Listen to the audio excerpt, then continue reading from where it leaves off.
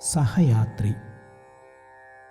പൗരോഹിത്യസ്വത്വവും ദൗത്യവും അടിസ്ഥാനമാക്കി 100 ധ്യാന ചിന്തകൾ.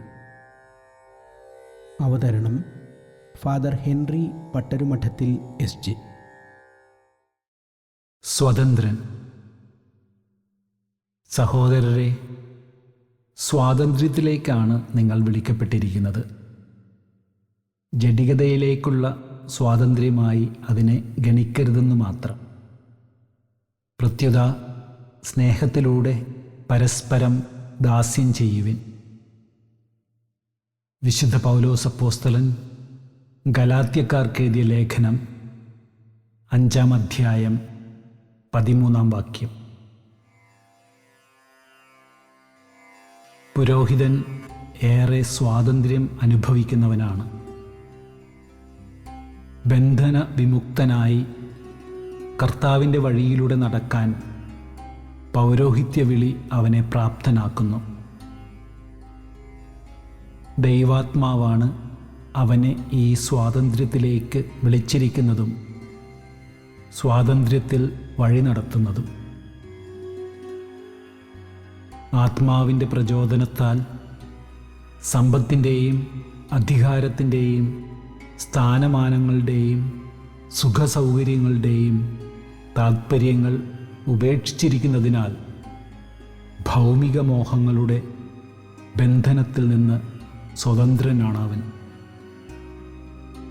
അപ്രകാരം കർത്താവിൻ്റെ ദൗത്യത്തിലേക്ക് തന്നെ പൂർണ്ണമായി സമർപ്പിച്ച് ജീവിക്കാൻ അവന് കഴിയുന്നു. ശരീരത്തിൻ്റെയും മനസ്സിൻ്റെയും ഹൃദയത്തിൻ്റെയും ആത്മാവിൻ്റെയുമെല്ലാം സ്വാതന്ത്ര്യം പുരോഹിതൻ അനുഭവിക്കുന്നു. അവൻ്റെ ചിന്തകളും കാഴ്ചപ്പാടുകളും വളരെ വിശാലമാണ്. അവന് ആരോടും ഒന്നിനോടും അസ്വാതന്ത്ര്യമില്ല. അവനാരെയും അകറ്റി നിർത്തുന്നുമില്ല. പൗരോഹിത്യം നൽകുന്ന സ്വാതന്ത്ര്യം അവനെ എല്ലാവർക്കും സ്വീകാര്യനാക്കുന്നു. സ്വതന്ത്രമായ ചിന്തയും സ്വതന്ത്രമായ വീക്ഷണവും ബന്ധനങ്ങളില്ലാത്ത ജീവിതശൈലിയും കർത്താവിൻ്റെ ദൗത്യത്തിൽ 60ഉം 100ഉം മേനി വിളവ് പുറപ്പെടുവിക്കാൻ അവനെ കരുത്തനാക്കുന്നു.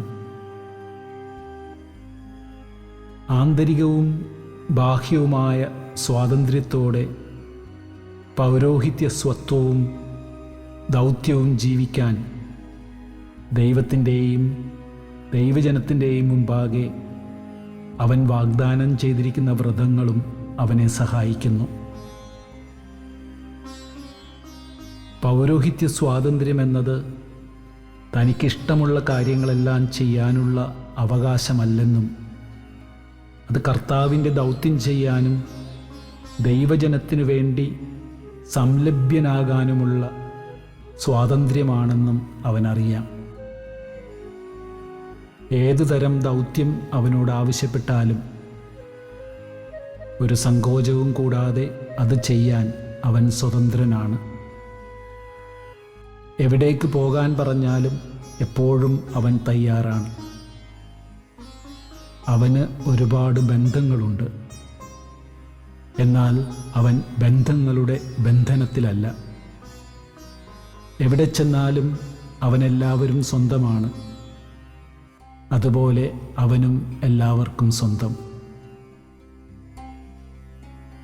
സ്വാതന്ത്ര്യത്തിനെതിരായി വരുന്നത് പാരതന്ത്ര്യമല്ല, മറിച്ച് സുരക്ഷിതത്വത്തിനായുള്ള മോഹമാണെന്നും ബാഹ്യ സ്വാതന്ത്ര്യത്തേക്കാൾ പ്രധാനം ആന്തരിക സ്വാതന്ത്ര്യമാണെന്നും അവൻ തിരിച്ചറിഞ്ഞിട്ടുണ്ട്. നാളെയെക്കുറിച്ചുള്ള ആകുലതകൾ നാളെകളിലേക്ക് സ്വരുക്കൂട്ടാൻ അവനെ പ്രലോഭിപ്പിക്കുമെന്നും അതവനെ ബന്ധിതനാക്കുമെന്നും അവനറിയാം. നാളെ എനിക്കെന്ത് സംഭവിക്കും? ഞാനിപ്രകാരം പ്രവർത്തിച്ചാൽ മറ്റുള്ളവർ എന്നെ തെറ്റിദ്ധരിക്കുമോ? അവർ എന്നെ വിമർശിക്കുമോ? ഞാൻ എന്തിന് ഇതിൽ ഇടപെടണം? തുടങ്ങി അവൻ്റെ ദൗത്യത്തിൽ നിന്ന് പിന്തിരിപ്പിക്കാവുന്നതും തളർത്തിക്കളയാവുന്നതുമായ ആന്തരിക ബന്ധന ചിന്തകളിൽ നിന്ന് സ്വതന്ത്രനാണവൻ. അവനെ കർത്താവിൻ്റെ ദൗത്യത്തിൽ നിന്ന് പിന്തിരിപ്പിക്കാൻ ശ്രമിക്കുന്നവർക്ക് അവൻ്റെ ബാഹ്യ സ്വാതന്ത്ര്യത്തിന് തടയിടാൻ കഴിയും. പക്ഷേ അവൻ്റെ ആന്തരിക സ്വാതന്ത്ര്യത്തെ തൊടാൻ അവർക്ക് കഴിയില്ല.